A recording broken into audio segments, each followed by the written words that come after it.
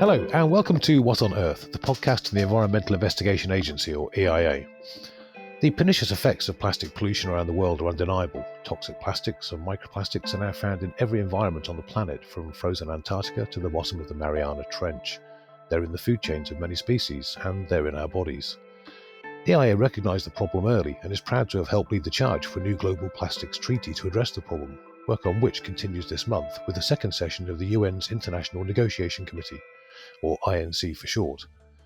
I'm Paul Newman, EIA's Senior Press and Communications Officer, and today I'm joined by Ocean Campaign Leader Christina Dixon and Ocean Campaigner Jacob Kean-Hammerson to talk about what we can expect from INC2 when it opens in Paris on the 29th of May. Jacob, Chris, welcome and thanks for taking the time to share your thoughts with us. Thanks, Paul. Well, thanks, Paul. Thanks for having us. It's a pleasure to have you back, guys. Now, Chris, perhaps you could get us started by giving us a recap of how we got from a virtual standing start to last year's UN Environment Assembly agreeing the need for a global plastics treaty in a relatively short space of time. Absolutely, Paul. So, it's been kind of a whirlwind year or two, actually, but this decision to negotiate a new plastics treaty, it didn't sort of come out of nowhere, as I'm sure you can imagine. It's actually been a years-long undertaking, and it really sort of goes back to the fact that, we've seen over the past decade in particular, the impacts of plastic pollution in every environment on Earth. And we're now increasingly aware of how pervasive and problematic it is, and also how voluntary initiatives to deal with the problem have been essentially entirely ineffective. So when we look at what's happening around the world, we've got a patchwork of legislation in different countries and also regionally. We also have commitments by industry, but nothing really at the global level that's going to coordinate action and actually deliver the change which is needed on a kind of planetary scale, which is what we're looking for. So there's been really strong leadership to get us to this point of negotiating a treaty, particularly from Peru and Rwanda, who led the initial resolution in UNEA, which started the kind of discussions about whether we should have a new plastics treaty. And then since then, countries in what's called the High Ambition Coalition, or the HAC, have really been driving this process and trying to push the level of ambition in the negotiations as high as possible. So now we find ourselves at actually coming up to almost the midpoint, which is quite terrifying, of the negotiations towards a new plastics treaty, because I feel like we literally only just started. But actually what was agreed in Nairobi last year was to negotiate the text for this new agreement by the end of 2024 and then open the agreement for adoption in 2025. So we're coming up to the second round of negotiations out of a total of 5. Now, you and Jacob attended the first session of the International Negotiating Committee last year in Uruguay. What were the main highlights or breakthroughs at that first meeting? So I would say it was a meeting of highs and lows, but for the most part, some progress was made towards getting us where we need to go. I think for me, on a personal level, the things that I found most positive or exciting is that since the resolution was adopted in Nairobi last year, we've seen a really important narrative shift in how we talk about the problem of plastic pollution. So we've gone from a few years ago, the world viewing this really as something that's just plastic in the oceans, something that whales are eating, which is definitely happening and definitely a problem. But now the understanding of the issue is much broader than that. It's something that's related to the climate emergency. It's driving biodiversity loss. It's also impacting on human health and human rights, basically at every stage of the plastics life cycle. And hearing that message come loud and clear from governments as well as civil society at the negotiations was really, really exciting. I don't know, Jacob, I'm sure you have some other takeaways as well. Yeah, I think for me, what was really inspiring in Uruguay was you're in these negotiations in a large air-conditioned conference center, and in the kind of hubbub of these meetings, you can kind of maybe lose track a bit about why you're actually there. And I think some of the statements we heard from Pacific Island countries and the environmental justice groups who are on the front line of the build out of these petrochemical and plastics facilities, them sharing their real life lived experience of the issue kind of really helped to remind us exactly why we're there, exactly why we're doing this, and what's at stake if we don't get this right. So I found that really inspiring. Excellent stuff. Now, it's been almost 6 months since that meeting. What have you guys been doing since then? I'm sure you've not just been sat around twiddling your thumbs waiting for INC2 to come around. I sort of wish that we had. I don't know, Jacob, do you want to take that one? Yeah, so one of the main outcomes of the meeting in Uruguay was the Secretariat was asked to produce what's called an options paper, which is really just putting out on the table all of the different elements that this treaty could include. So as a stakeholder, EIA were invited by the UN, as all stakeholders were, to produce our own options paper before countries made their submissions. So what we did is presented our vision for what the essential elements of the treaty would be. And EIA's kind of really key demands includes provisions to cap and phase down plastics production, including removing some of the most hazardous and problematic polymers and chemical additives that are in those.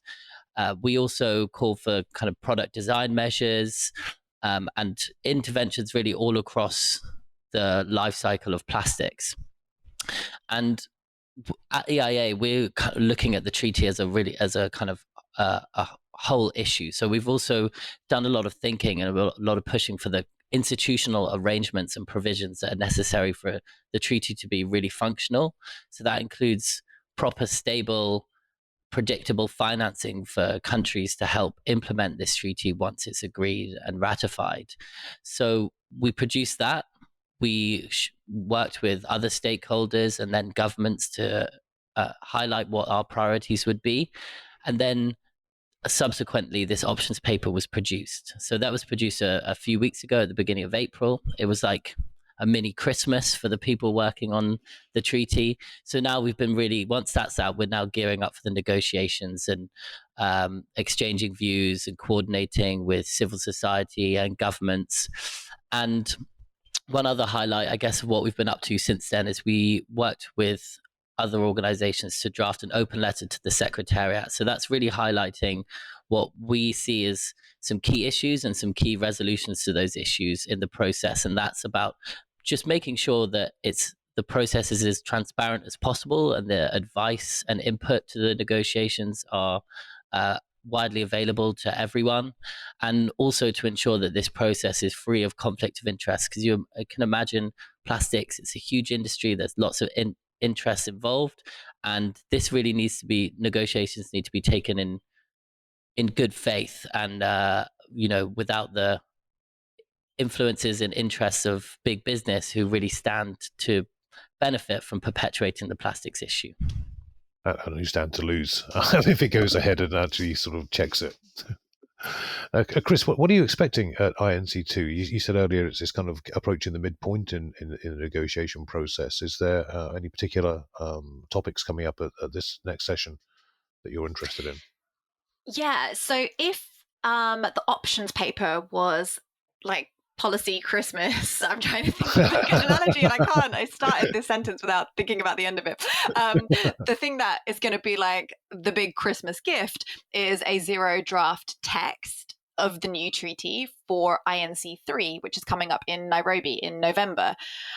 This is what a lot of member states are calling for. We need to be able to move now into substantive discussion about, what's actually going in the treaty and what the text might look like.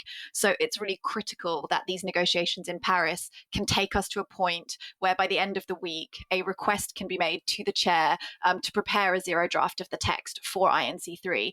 So that means at this meeting, we need to really move beyond the kind of narrative, high level, kind of conceptual scope issues that were being discussed at INC1 and transition now into substance. So the options paper is basically the basis of the discussions that will happen in Paris. So that's what negotiators will be using to kind of guide the conversations. This options paper is a sort of compendium of almost everything, like a wish list of a plastics treaty. And in my ideal scenario, we retain, the vast majority of it, but there will be a kind of process of review, discussion, and probably, getting rid of some elements so that only then the elements that are going to be retained are put into the zero draft. What's going to happen at INC2 is that the negotiations will need to be structured in order to enable that conversation to happen. So one of the requests that came out of the last meeting is that going into this meeting, we move into two contact groups or working groups. So basically, half of the delegates will be discussing the kind of core measures. So the things like, how do we do a cap on production? How do we reform the global waste trade? How do we define environmentally sound management of plastic waste? And where does recycling fit? That's the kind of core obligations and control measures, the actual sort of what we want to do. And then another group will be talking about the how. So how will it be financed? What arrangements will be necessary to deliver those objectives? And it's really important that these conversations are happening in parallel, because the problem that you could have is you design the best, most exciting, most ambitious treaty possible, but then nobody's talked about who's going to pay for it and how.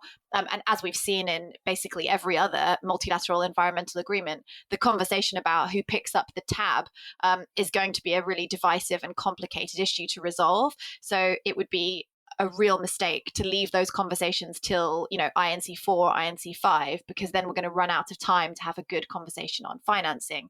And for me personally, I find the financing issue really interesting, because we've had a lot of countries saying we want to see polluters pay. So yes, I agree, I would like to see polluters pay, but how do we channel that financing into the instrument? But how do we also make sure that the financing is stable and predictable enough to deliver long-term sustainable change and basically support a just transition for those countries that are going to need to do a lot of work to meet the obligations of the agreement? So I could go into the weeds of this in great detail, but just to say that those are the things that will be on the table at INC2, as well as some kind of procedural issues that were not resolved. So we could actually see some votes on topics quite early on in INC2 around things like the rules of procedure, which were only provisionally applied at INC1, and also the Bureau, which is the group of countries which basically shepherd the negotiations. That Bureau wasn't fully established at INC1. So it means that the Bureau has been operating at kind of reduced capacity, and we really need to see a fully formed bureau that represents all the different regions of the world in order to kind of have a strong negotiation. So those are the sort of different topics, and I guess there'll be many hours of corridor chats and late nights munching on baguettes in a conference room, that air-conditioned conference room that Jacob so adores. Now, Jacob, obviously EIA is an NGO, so we're not directly involved in the official negotiations per se. But what has been the role played by NGOs such as ourselves to date? What kind of voice do we have in the process?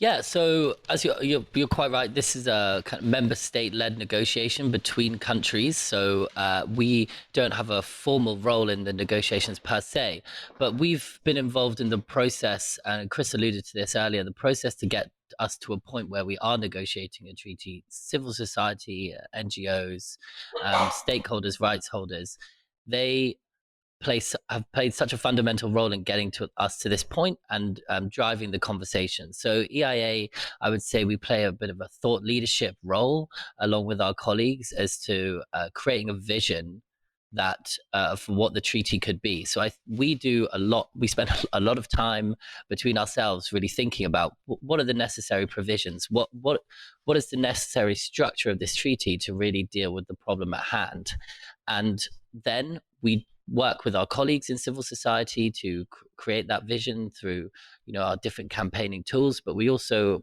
have meetings with governments and other intergovernmental organizations to present that vision and talk about why we think it's important. So we get the opportunity in that case to raise our concerns with the parties outside of the context of the negotiations and say to them, this is what you should be thinking about, or this is what we think you should be thinking about, that kind of thing. Yeah. Absolutely. And I think also within the context of the meeting itself, stakeholders are given the opportunity after member states have spoken to put across their views on the various agenda points. So we have a chance to put that vision forward during the meetings as well. And I think it's really important that the ability to engage in a meaningful manner for stakeholders and rights holders is protected within the context of the negotiations, and that the voices are heard and these people aren't squeezed out in that kind of a way.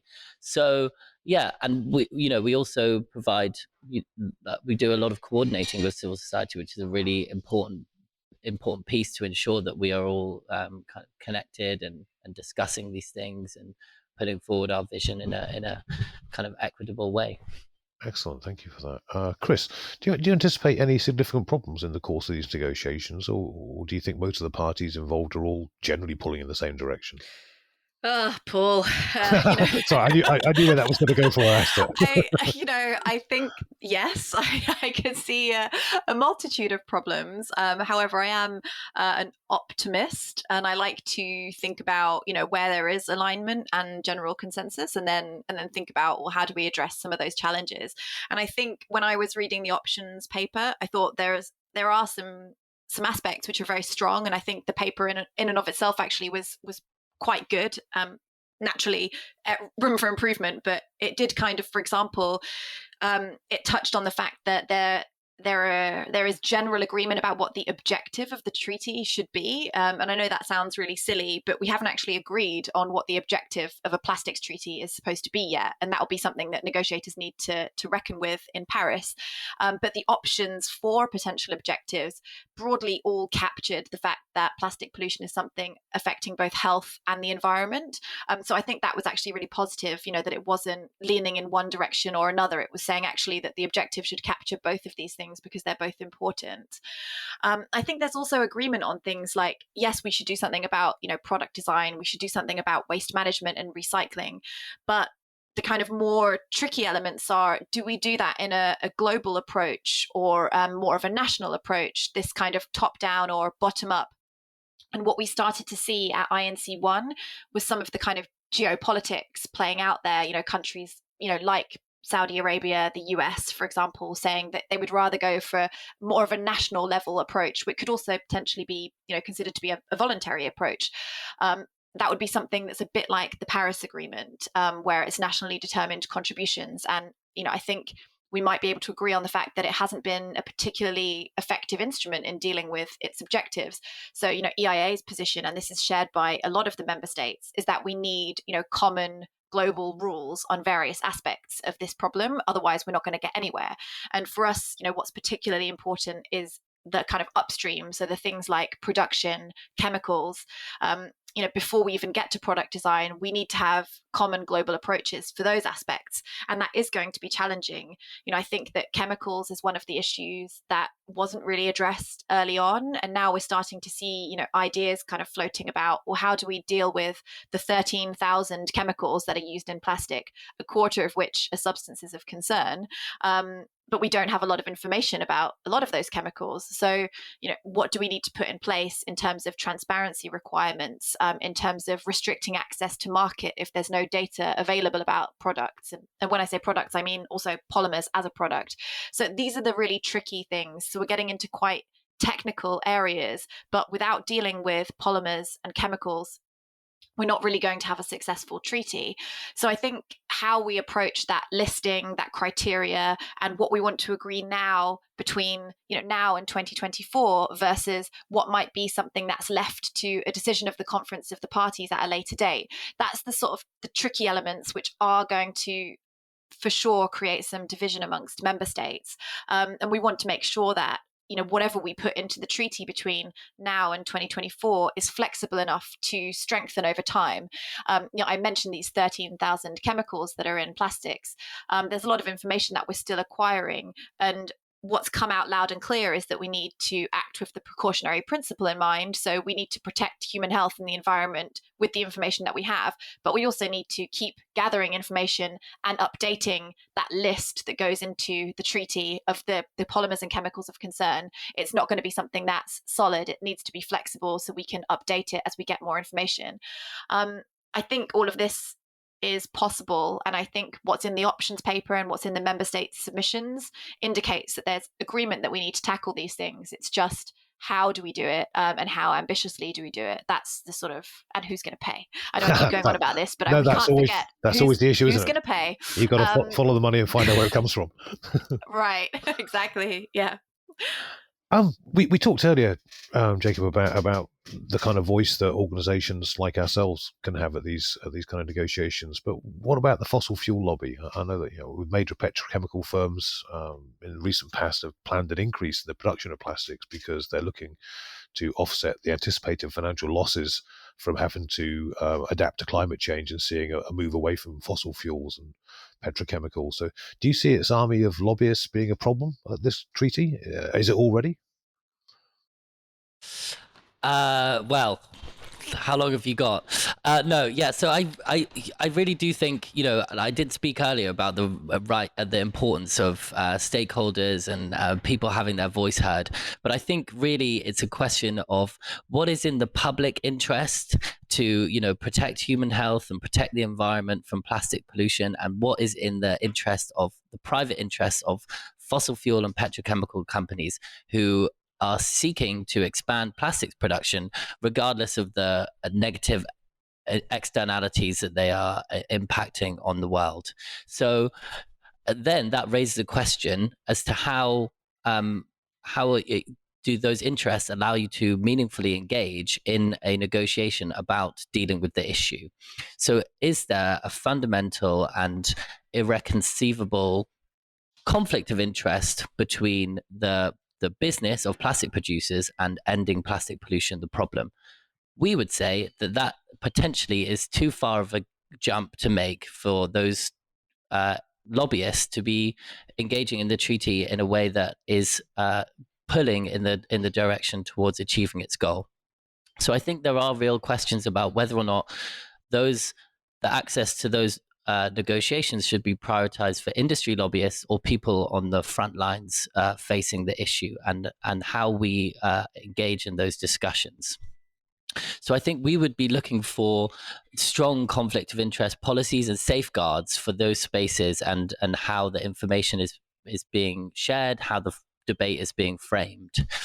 I think there's a really clear example from the Framework Convention on Tobacco Controls, for example, where they were looking at, as the name suggests, the health concerns of tobacco, and they came to the conclusion that the tobacco industry, that conflict of interest was too deep for them to engage properly in the negotiations towards this convention. And I think that's a discussion that needs to be had around these INCs, and how we're going to protect these spaces appropriately.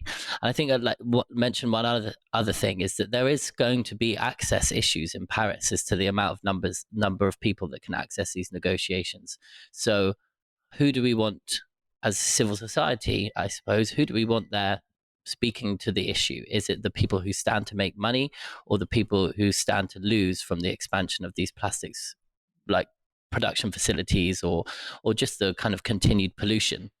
And Yeah, again, I guess that's a particular issue when you've got different degrees of funding for those two voices.